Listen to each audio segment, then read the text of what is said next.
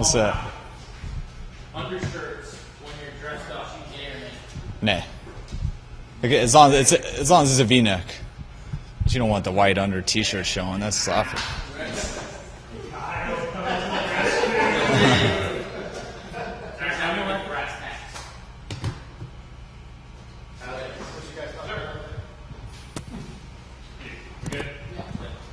Yeah. I guess Robert was in here yesterday. He was talking about the signs of progress you guys showed last week. How do you keep that rolling this week and continue to evolve what you're doing? Just got to keep getting better. Couldn't have started out much worse the first week.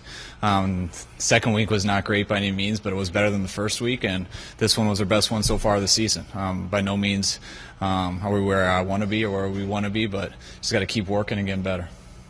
We saw some rollouts from Robert in this last game. We saw some zone read looks. How much is moving around a little bit more a function of where he is health-wise, and how much of it is what you talked about before, just game situation and that thing? It's just game situation. We had the same plan in the first two games. We rolled him out versus Philly. I think he had two keepers versus Philly.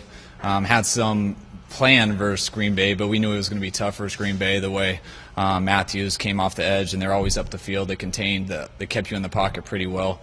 This game, we thought we'd have just as good of a chance, just like we thought versus Philly, but we did better on third down. It was a tighter game. We were able to mix it up and keep them off balance, and it just worked out better. There's no spot on your offense really other than like Z receiver where we don't even know who the starter is week to week. Josh said like they alternate practice by practice as far as like who's with the first team. How hard is it when you want one of those guys to separate from the other if they're that constantly being like in and out? Does that make any sense? Yeah. I think we rotated them a lot in preseason, throughout training camp, hoping one would. It's a good thing when one shows that he's a lot further along than the other, and we gave him that opportunity. They both had their moments, and they both had their moments where they'd be up and down. Neither one really took and ran with it, so it's really stayed the same. We look at them pretty much equal until one separates himself. Some guys, one does better than other stuff on certain plays, so we think there's a plus to having them out there and a minus on certain plays, so we try to keep it going until they distance themselves. Pierre right now is on catch for 123 receptions, on pace for 123 catches, and he's the second most targeted receiver in the league. Can he still be great in like week 15, 16, 17 if one of those guys doesn't step up opposite him?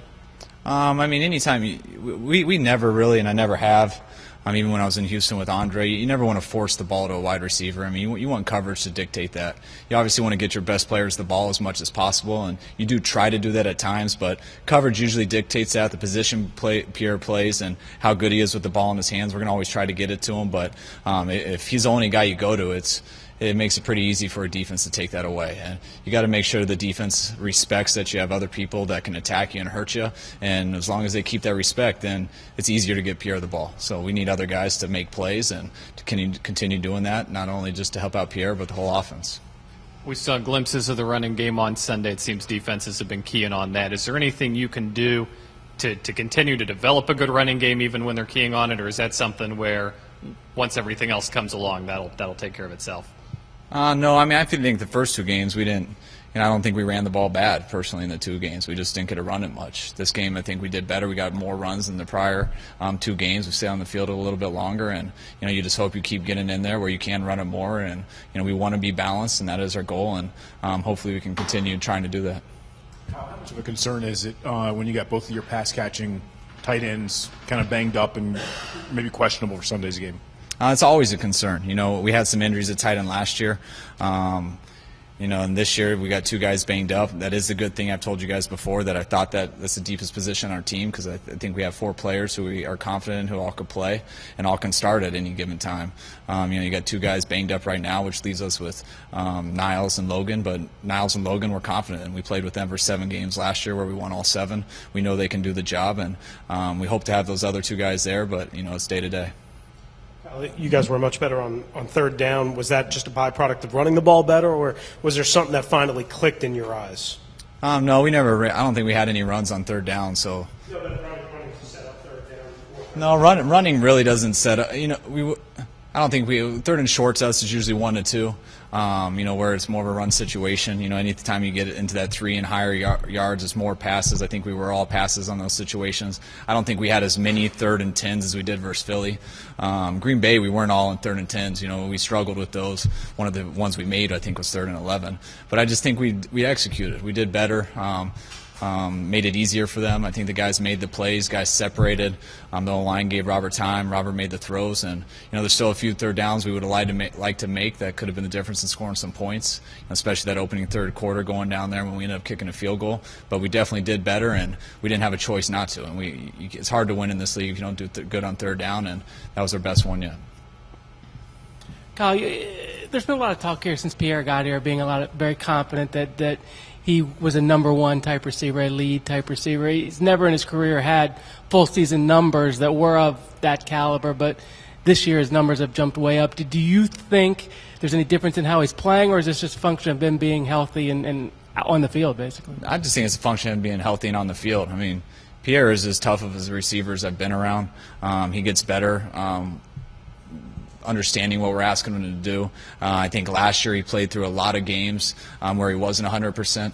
I think you guys could all see the games that he was 100%, some of the plays he'd make with the ball in his hands and the explosiveness he has when he gets the ball. He almost turns into a running back with how angry he runs, and that he is powerful and can get out of his stance. But Pierre's a big-time receiver, and I believe he would have been the exact same last year if he would have stayed healthy. When he did come back, I think he was one of the main reasons that we took off that second half of the year when we went on that 7-game win streak. Roberts has had his ups and downs this year. You look around the league. Colin Kaepernick has struggled from time to time. Russell Wilson hasn't been able to run the ball much. Are we kind of in a phase here where defensive coordinators have had all summer to kind of catch up to what you're doing? Now the offensive coordinators with the mobile quarterbacks are trying to figure out how to counterpunch and gain the advantage again? Well, yeah, you knew anytime you get the attention that we did, that San Fran did, Seattle did last year, when you have something that was that successful, guys are too smart. They're going to work all offseason, find a way to stop it. And I think when that happens, you got to get better at the other stuff. I think we do have some other stuff. I think we are getting better at it. We did some of the stuff last year too. But the thing about last year was a lot of people weren't ready for it at all. So it was easy at times, and now it doesn't mean that it doesn't work or it's just not as, you're not shocking people like you were last year. And when teams are completely committed to stopping something, I don't care what it is, they're going to stop it. And you got to do other stuff and make them worried about other stuff before you want to come back to that and attack it. So is it kind of a case where you had to see what they were going to do against it before you can figure out what you're going to do as a counter move? Not really. I mean, I don't think it was any real big secret about what are they going to do. I mean, there's certain ways you knew they'd stop it. I mean, not just go get the quarterback, not allow him to run, make him hand it off every time, overload the defense, put everybody over there, take a safety out of the middle of the field and bring him down so you're outnumbered. There's not too many options. Those are all the obvious options that do stop it. When teams do that, it leaves holes other places. And when you have holes other places, how automatic are you at executing those plays that attack that? And I don't think we have been in all those areas. I think we've been a little hit or miss, and we just got to continue to be better cleaning all that up.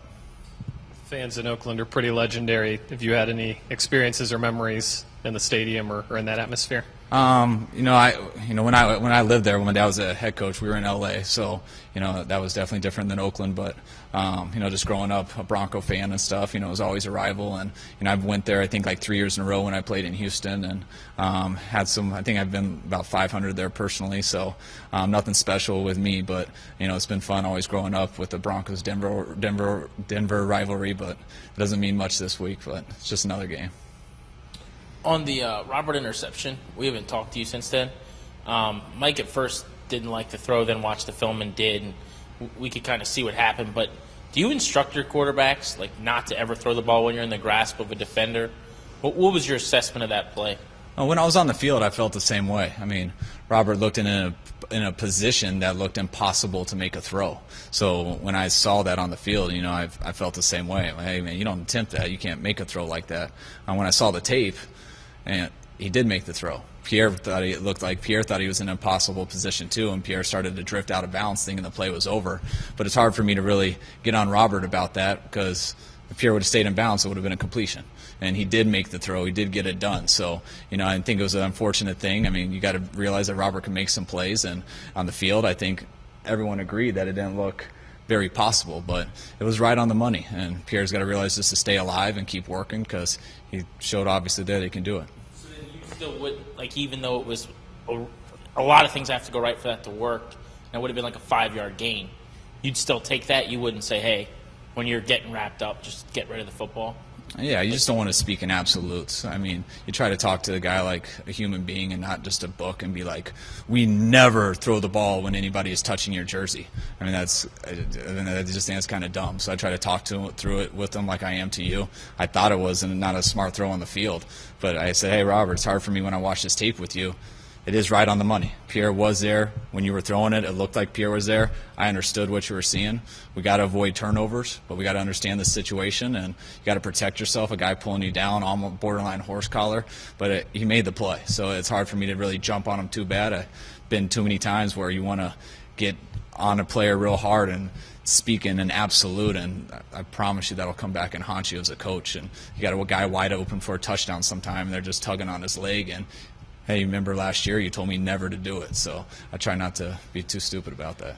Kyle, the sliding issue has been such a kind of a hot-button topic, but in your vantage point on the fumble when Robert went down, do you think maybe he lost his footing a little bit? That's what it looked like when we watched it, or when I watched it back, that he kind of lost his footing and that's why he kind of lunged forward, or how do you kind of work on that stuff with him? I think it's tough to work on. We just tell him to keep practicing it. He does slide in practice a lot. It's something we haven't done in the past really, but he's been sliding out in practice ever since training camp.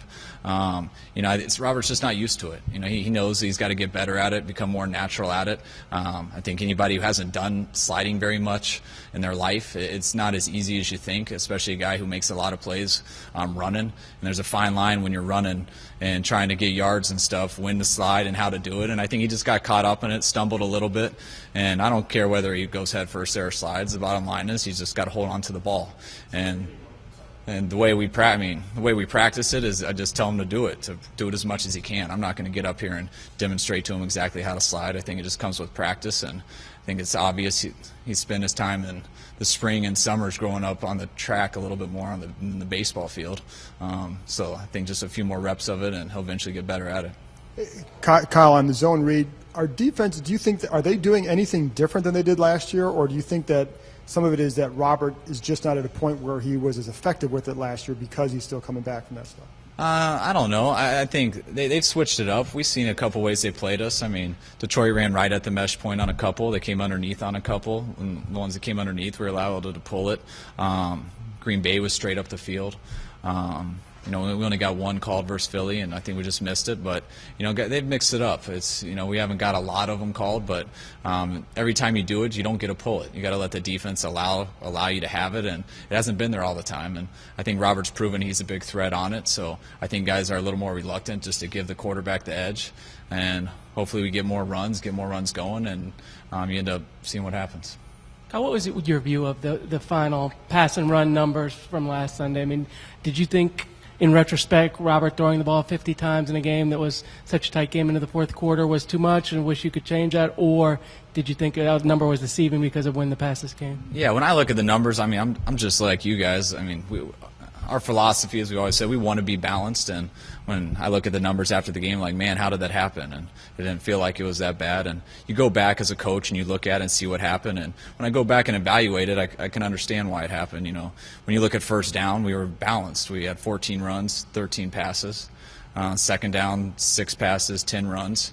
Then you go to we were in 2.5 2-minute drives. We had 4 passes in the 2-minute drive into the second quarter. We had 13 in the end of the fourth quarter that took us down there when we kicked that field goal. And then we had 4 leading up to that Hail Mary. So that's 21 passes there in a 2-minute drill.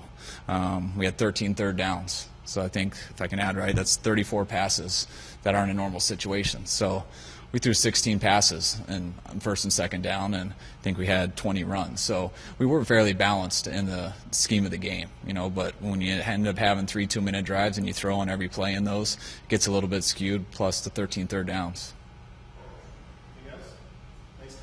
All right, guys.